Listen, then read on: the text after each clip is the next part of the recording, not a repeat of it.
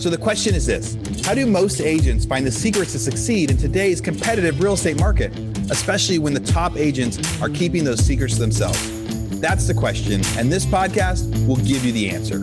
Hi, I'm Aaron Amuchastegui, and welcome to Real Estate Rockstars.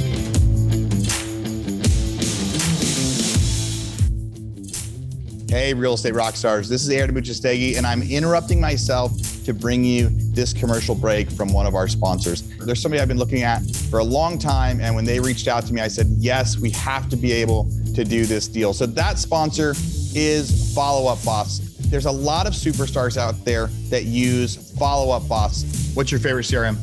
We're using Follow Up Boss. We use Follow Up Boss. So we use Follow Up Boss. I love Follow Up Boss. I love it. We have action plans now for bringing on new agents. We have action plans for our recruiting.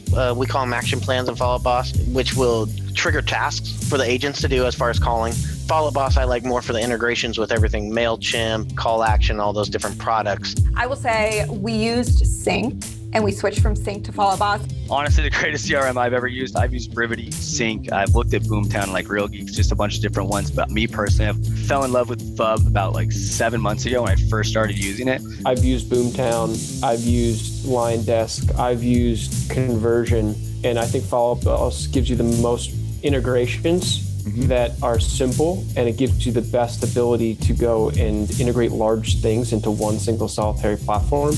Yet at the same time, it's still affordable. I do like Follow Up Boss better just because you can text from the app and things like that. It's just a little more convenient for me. It tracks everything that I need. I can customize it if I want. If I want to go smart list based, that's fine. If I want to go task based, it's fine. I think it's one of the best systems, and it's very user friendly. It just really helps me never drop a ball because it's so user friendly. I don't have a one horse in the race with Follow Up Boss. Purely objective, Follow Up Boss has been the best one that we've found. Now, I've used Follow Up Boss. We've actually used it in our non-real estate businesses as well because it's so good at being able to set timers, set automatic texting and emailing. So here's what we got. For Real Estate Rockstars listeners, you get a 30-day free trial. That's normally 14 days. So in order to get this, you go followupboss.com, just like it sounds, /Rockstars. Go there, get your 30-day free trial and check it out. Especially if you aren't using any systems or any CRMs yet, this will be a great one for you to start with. Thanks again. Now back to our show. Hey, Real Estate Rockstars. This is Aaron Amuchastegui. Hey, I'm coming to you for our special Best of July podcast interview. Right now, I'm recording in my makeshift studio up in Fayetteville, Arkansas. You know, I think as most of you guys know, I haven't been doing all the interviews on the podcast over the past few months, is my daughter has been fighting this crazy thing called CRPS. You know, if you haven't heard of it, you should go look it up. We're trying to bring some awareness to it. It is this crazy pain condition. And it just so happens that the best place in the world for her to get treated is in this little small town called Fayetteville, Arkansas. So also listeners, if you're some of the people in Fayetteville, Arkansas or Bentonville, Arkansas, there's a big real estate community up here. Reach out to me. Maybe we can go get coffee, go to lunch, go get to talk about your business. The real estate market up here is absolutely crazy, you know, and wherever you are in the world as you listen to this, you know, July is over, 7th month of the year is over. We're coming into August, and the real estate market is really wild, really funky. You know, over the last month, we've seen inventory double in a lot of different states and a lot of different cities. Agents are asking me, hey, what does this mean? You know, so many agents have only been agents in the past 10 years. It's been going up that whole time. And they're not quite sure. You know, these are a lot of the discussions that we're having with experts on the show, the discussions that I'm having on social media and you know, and just some other places out there as we try to dig into the data. You know, and every market is different, but I would encourage you now more than ever to do your research and also to really sharpen your skill set. You know, as the market gets tougher, you know, it gets tougher. It's going to be tougher to sell a home. We just dropped prices on a lot of different houses. You know, believe it or not, you know, 2, 3 or 4 years ago, it was totally normal for a house to sit on the market for 3 or 4 months before it got an offer. That is a much different mindset, you know, as we go into these different things. And, you know, I have a lot of predictions that I've been sharing out there. You know, I will do a state of the market this month where I get to talk about some of them and what I think is going to happen in your local markets for different pricing and things like that. But what I can tell you now is just keep on researching and keep on going. Because 6 months from now, a lot of people that are real estate agents won't be anymore. And if you're the ones that are out there working hard, you're the ones listening to the podcast, you're the ones trying to educate yourself on what's next, you are going to be the ones that survive and really excel in this market. You know, you guys know a lot of my history. I got really big into real estate back in 07, 08, 09. I saw the housing building boom and I saw the crash, and we did really, really well during the crash. And every month, home prices sold for less and less and less. And there are successful agents out there that can do well in these weird, funky markets. So we're going to be trying to bring that to you. So without further ado, though, this is the best of July episode where we give you a few minutes of each of the podcasts we had in July, so you can figure out if there's any you want to go back and listen to. Here, first up, here's episode 1061 with guest host Stephanie Brackett, one of our coaches she's going to be one of the coaches in our new coaching program. And here's her interview with Zach Otten.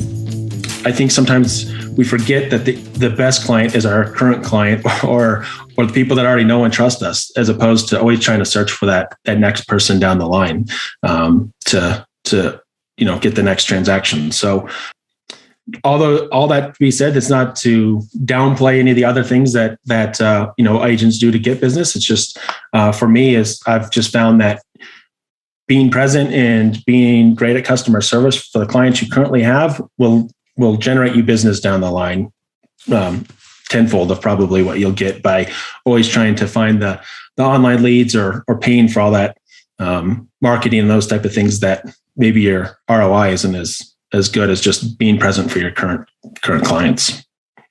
That's great advice. Often we find that, people are trying to chase the next best thing and the next best thing and the next best thing, or implementing this new system or this new process. And they forget that just by providing the Nordstrom experience or the Disneyland experience or the Ritz-Carlton experience for their clients, that alone will increase the business far more than, I'm going to start sending out 33 emails a year to ping on them. Just love on the clients that you have, and they'll come back and they'll do good by you by providing you. That was a much more eloquent way of saying what I was trying to say. Yes. Yeah, 100%. Yeah. And honestly, I've been like, that's another thing is like, again, kind of like we were chatting a little bit before we started is, we all come on here and we want to make ourselves sound good. Because obviously that's, that's part of it. Cool. Yeah. And I do think, I'm a good agent and do well for my clients, but it's also, we're human, and I've chased the carrot on the stick a billion times. Like always, you fall for you can get me clients by running these perfect Facebook ads. And, then you end up calling people all day that, 90% of them want to rent and don't even know what you're calling them for. And, I've done all those things. And I think I've always just come back to just treat your current clients well, and it will come. So it'll happen. Yeah. 100%. You never walk out of a store, when you're shopping, you never just walk out of a store when someone's treating you really, really well. You're there with them, and you may not buy anything from them, but you'll certainly recommend them to 80 million other people that want to buy something from them. 100%. Okay, if you liked that one, that was episode 1061, How to Succeed as a Reserve Real Estate Agent, with Stephanie Brackett interviewing Zach Otten. Next up, episode 1062, How to Track and Use Real Estate Data, with Sean Anderson and John Parker. They were interviewed by Stephanie Brackett. Here's a few minutes of that one. There's a presentation I talk about called Business Intelligence in the Real World, and there's examples of it all around us. We use even simple things like our watch, or now the fancy, Apple Watch or whatever it is. But one of the most common is just your car dashboard. There's a whole bunch of gauges in there, and there's a whole bunch of information that's radiating at you as the driver. And you have a choice as a driver to do something with the information. And at first glance, you take a look at it, and the fuel tank's at, a quarter.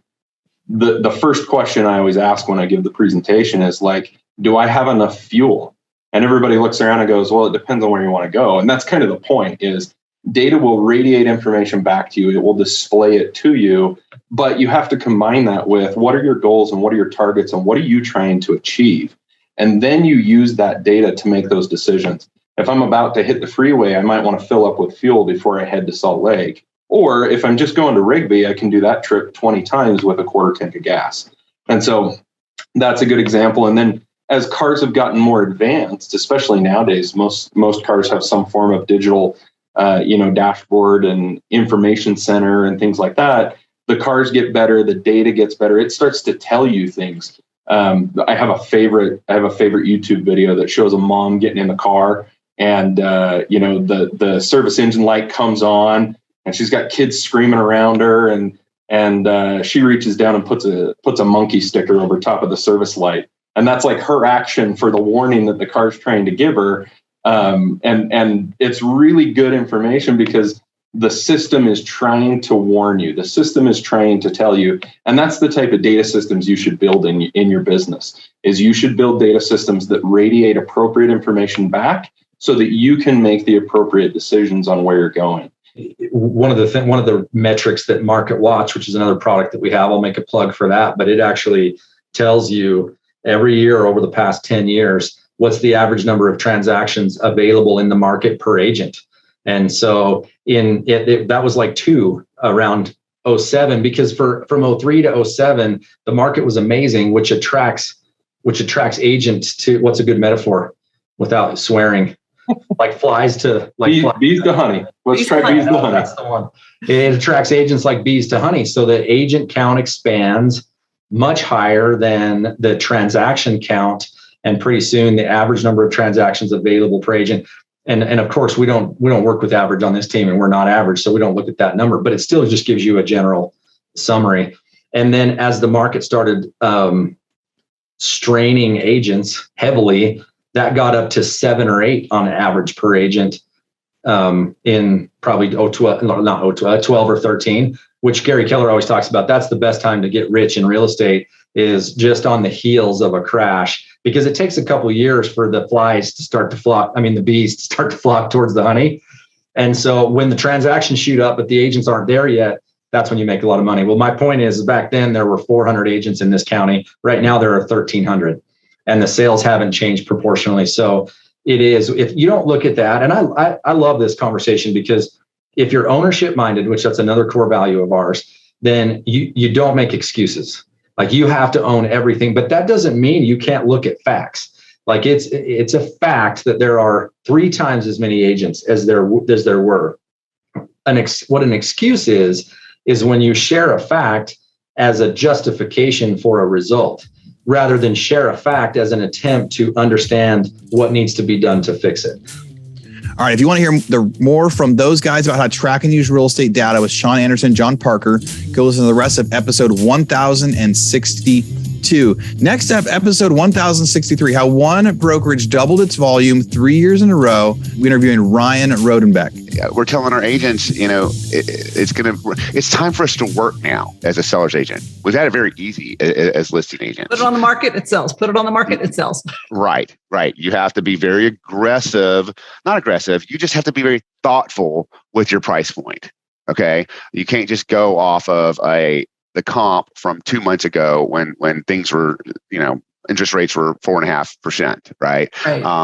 And you have to be armed with information when you're with those sellers. Like, we have a printout of the national average of home selling average for the past 3 or 4 years, and then what the interest rates were and what the price of the mortgage are with those interest rates. Right. The affordability, basically. It's talking about affordability. Yeah, a $360,000 home costs $700 more a month now than it did in 2019 when interest rates were like 3%. Okay. So it's a big deal to people. It's a big deal. Yeah. So, being able to show that to sellers as needed is going to help you. And then also, like I said, being able to walk away when that seller is still unreasonable, because if they're that unreasonable and someone else takes it, sometimes it's better to be the second listing agent.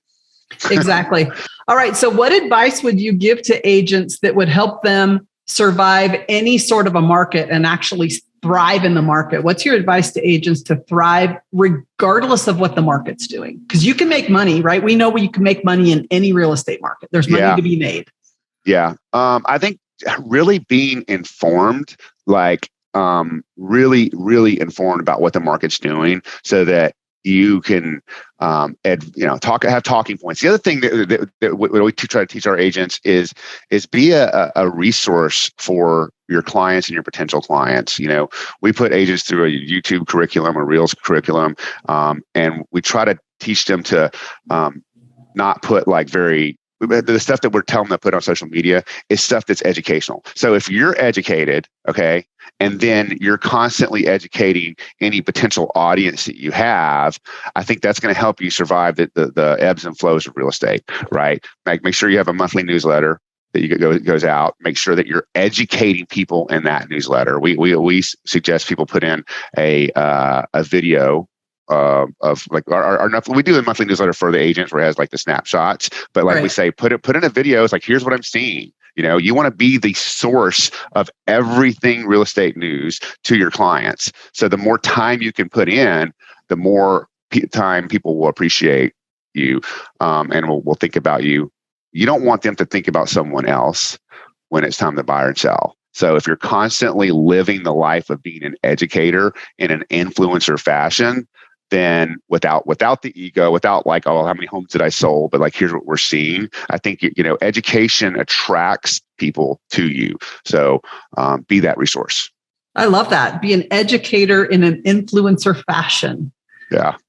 That's what people want, right? They want information.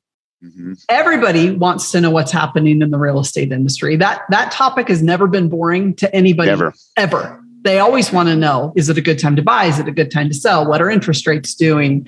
Where can I invest? Everybody always wants to know that. So if you can provide that information and that value, eventually they're going to see you as the person to come back and be like, hey, by the way, I'm ready now. Right. Which it's a commitment on our part. Like, we have to be invested in what's going on in the market every single day, every single week. Even if you're not, like, I know agents that are fairly new in our company that are just investing in figuring out what's going on in the market and then putting it out there. Even though they may not be the most, highest salesperson, they're doing a great job of absorbing. And then the number one thing in real estate, number one thing in business is work ethic. Say that one more time. The number one factor for success in real estate, probably any business, is work ethic.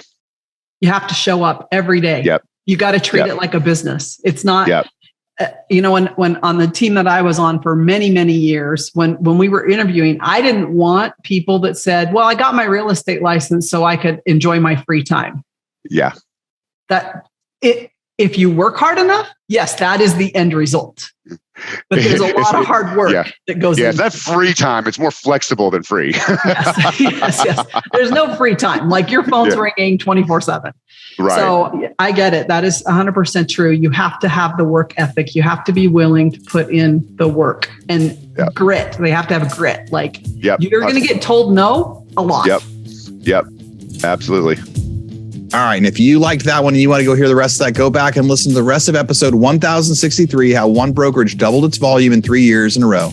Ryan Rodenbeck. Next up, episode 1064, we had special guest host Caleb Spears interviewing Philip Salem. It was Opting for Authenticity, Quadruple Disc Brokers Business. Episode 1064. Here's a few minutes of that one.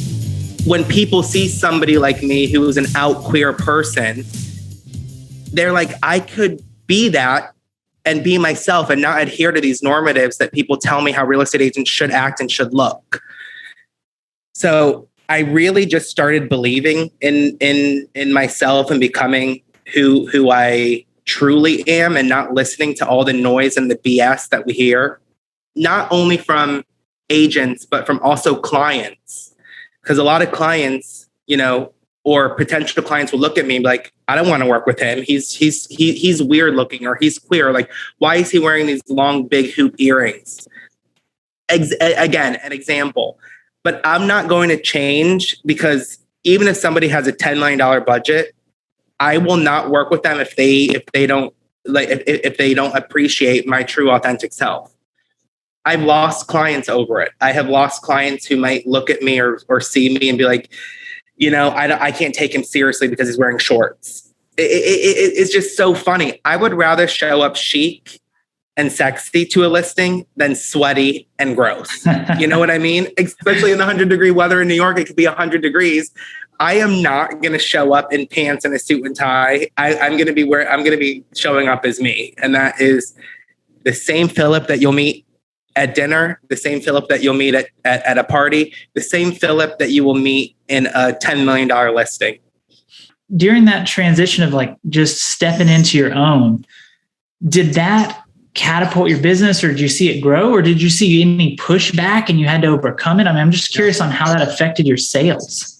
I was lucky enough where once I started believing in myself and started being true to myself, my business quadrupled. Wow. So I started to go along with that. I started really doing a lot of marketing and authentic marketing behind that. So what people were telling me to do in marketing, I stopped doing it. And I started doing what I wanted to do. I started doing a lot more video.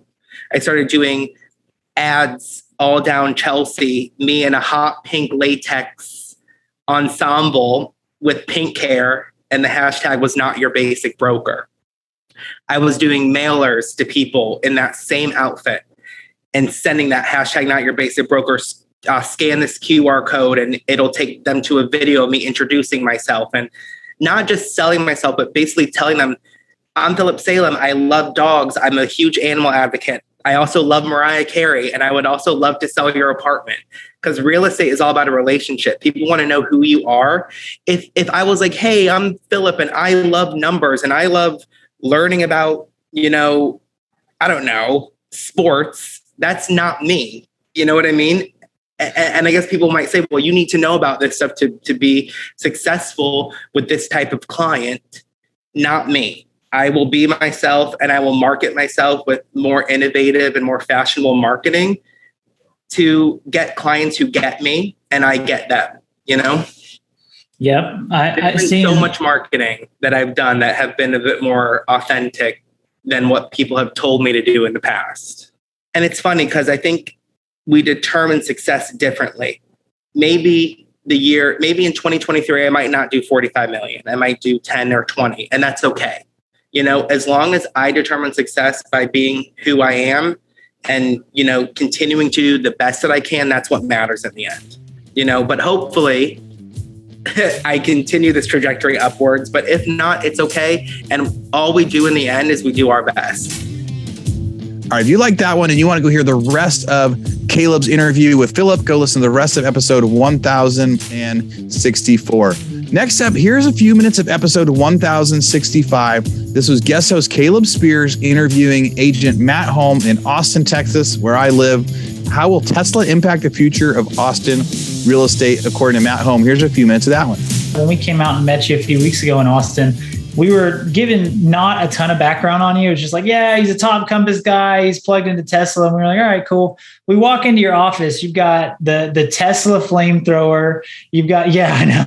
You've got the model of the truck behind you there. You've got the decanter that, you can't buy these things. They're only for people that are on the inside that Tesla's like, hey, you're a friend.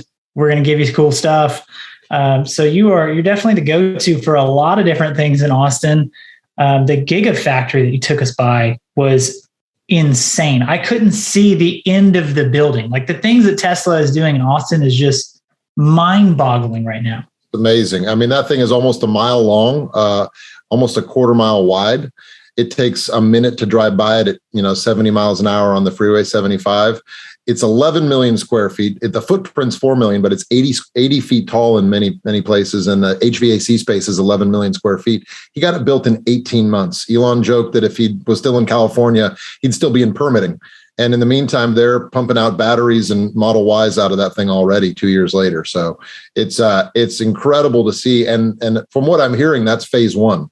That they've got roughly 5,000 people there now at full capacity. I'm hearing 28,000. And so it's going to be the biggest employer in Central Texas. I think the effect that Bezos had in Seattle will be dwarfed by what Elon does to the future of Austin. So there's a lot of industry coming here besides Elon, but that story is going to be the most robust part of the story of Austin over the next decade. Where do you feel like, from a macro perspective, the real estate market's going to head over the next few years with interest rates climbing and et cetera? I mean, obviously not every place in the US can be as insulated, and not everybody has an Elon coming to save us. Where do you feel like the rest of the market's going to head? Well, so I do think they're achieving the goal of tamping down inflation. I think by the time they raise rates into the 7s, I think it's really going to dampen things down. And so even here, I mean, right, we're seeing some negotiation possible in what was been a 2-year solid sellers market. And that's a good thing. I don't think it's unhealthy to kind of slow down. You can't have 35% appreciation every year. Just not going to make sense. And so there is a window of time when you can buy something. I just hate the rates. So for the first time in 14 years, I'm actually recommending interest only and 5/1 ARMs to clients. And what I'm theorizing, and I'm using this from data from economists and lenders I know and people who are smarter than me in the loan stuff. And what they're saying is rates are going to go up. It's going to slow things down. It doesn't help with the supply issue. Still, it's just artificially holding them down for now. Once they feel like they've cooled it, if they overcool it, then we enter a recessionary period, in which case they take the hammer off of the interest rates. And maybe that happens in a year, maybe it happens in 6 months, maybe it happens in 2 years. But if you've got a 5/1 ARM that's at a 3.5% or 4% rate instead of 7%, at that point, you refinance into a 30-year fixed, but you've bought at a point when in the middle of what's going to be a pretty robust upcycle, you've gotten in at a window we've got here, I think summer 2022, when you can actually get a deal. Those houses I was telling you about near Elon's factory, brand new houses in the $550,000 to $600,000 range. And I think once you add 30,000 people 5 minutes away from these houses, your rents will end up probably doubling in the next 18 months to 2 years, just based on the sheer volume of humans moving there and how much more affordable being close by the factory on the east side is compared to another 10 minutes closer into downtown where rents are, astronomical. All right. If you want to go listen to the rest of that episode with Matt Home, one of Austin's top 10 realtors for the last 4 years in a row, go listen to the rest of episode 1065. Next up, episode 1066, interviewed by special guest host Stephanie Brackett, where it's called Betting on the Real Estate Industry with Ryan Finch. They can't be indecisive over and over and over again because a result is going to come. Like and that honestly, if they don't take anything away from that, is we're in a state right now where everything is a little wonky. It feels wonky. So everyone's almost paralyzing themselves, either whether it's in their mindset or whether in their decision making. And I was thinking about this today. It's like a poker game. If you're playing poker and it comes around to you, you have 3 options. You can check, you can bet, or you can fold, right? And that's it. That's what everyone's doing every day. And they're still hitting check. People are like, check, check, check. Well, eventually a year is going to go by and you can only check so long. Some people are betting. Meta is betting.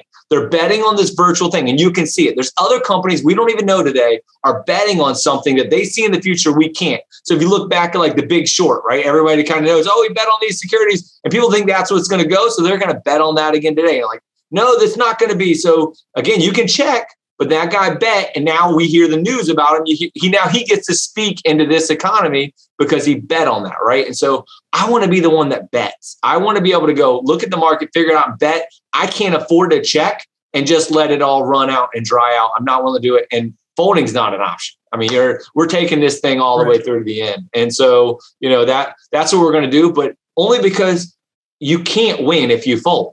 If you fold, there is no chance. Whatever you have in is done.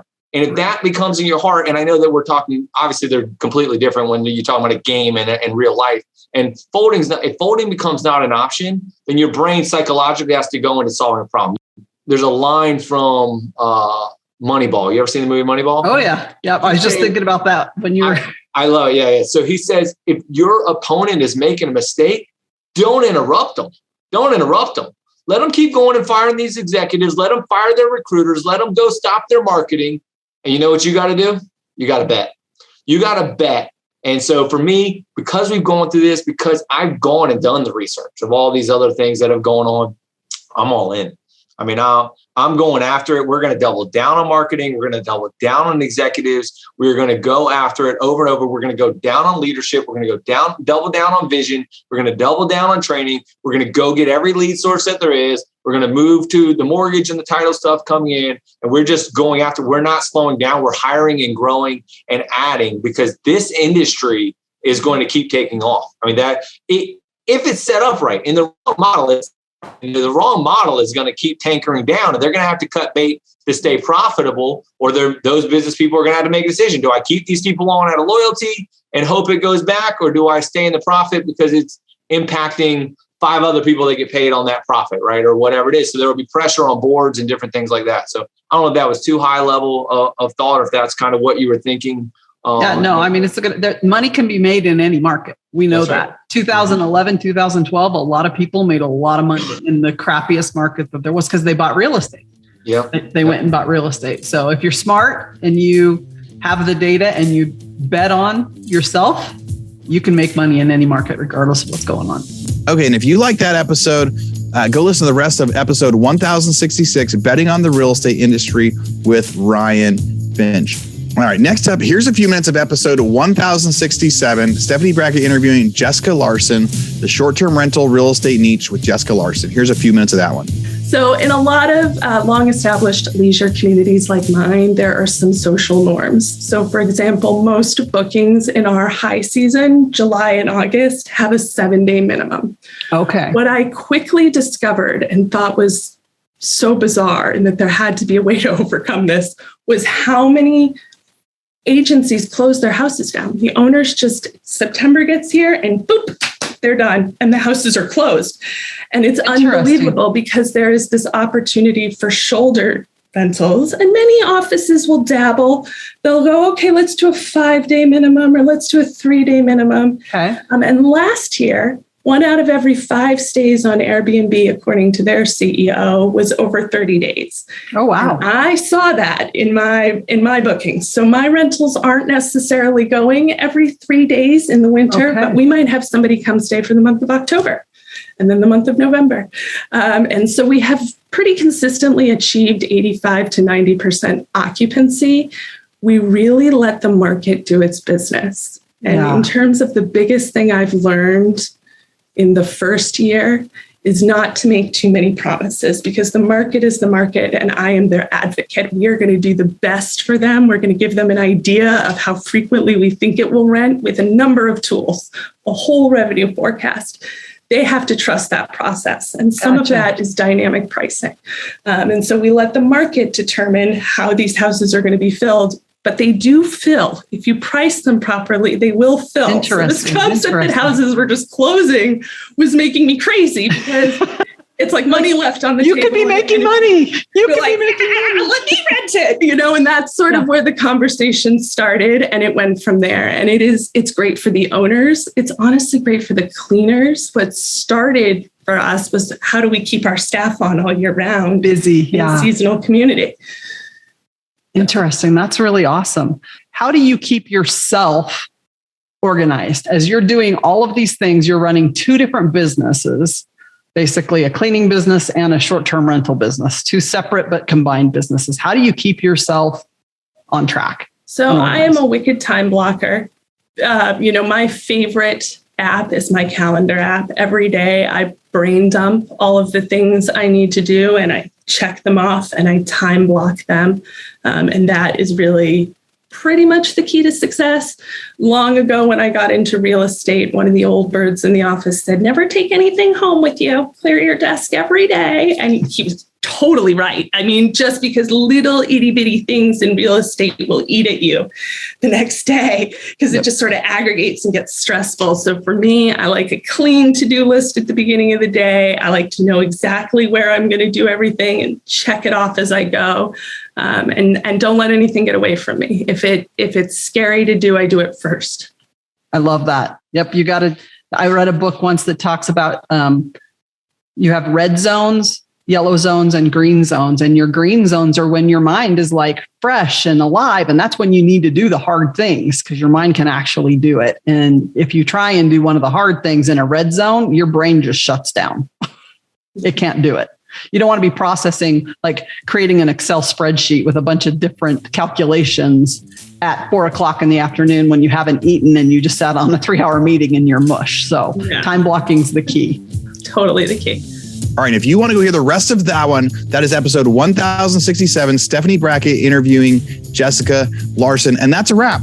That is the best of July. Real estate rock stars, as always, thank you so much for listening to this podcast. You know, keep, like I said at the very beginning of this one, watch your market. Keep an eye on the stats, keep an eye on the data, listen to the podcast, educate yourself, and be ready for a whirlwind of a finish of the year here in real estate where things go a lot slower. There's a lot less transactions. People are going to have to work a lot harder and get a lot more creative to get these deals closing. And stay tuned for State of the Market soon. Talk to you guys later. Thanks for listening. All right, real estate rock stars. This is Aaron Amuchastegui jumping in again to thank you for listening to the show. Hopefully you guys loved listening to that one. And I want to make sure that you know about all of the extra resources that we have. And also, we need your help. They say podcasts are free. You get to listen to podcasts for free. But what is the cost of that podcast? I would say if I could beg you to pay anything for that podcast, I would say the cost of the podcast is going and giving a review. So whether you download it on Google or Apple or YouTube or anywhere else, please go give us a review. Say what you liked, what you didn't like. It helps us get better guests. The more reviews, the higher we get in the rankings. Right now, we are the biggest podcast out there for real estate agents, and we want to keep that spot because we know there's lots of podcasts out there. So go give us a review. Also, be sure to go to hibandigital.com. If you liked any of the resources that those real estate agents talked about, we've got a huge video vault of those resources for free. Every penny that comes on the podcast that we interview, they give us something that helps them get their deals or helps them work with their clients. And we put that in the toolbox in our vault for you. So go to hibandigital.com and you can get it. If you're looking for real estate education, go to rebusuniversity.com. We have all sorts of courses in there to help agents succeed in real estate. How to get the listing, how to negotiate deals, how to become an investor, all sorts of different stuff, rebusuniversity.com.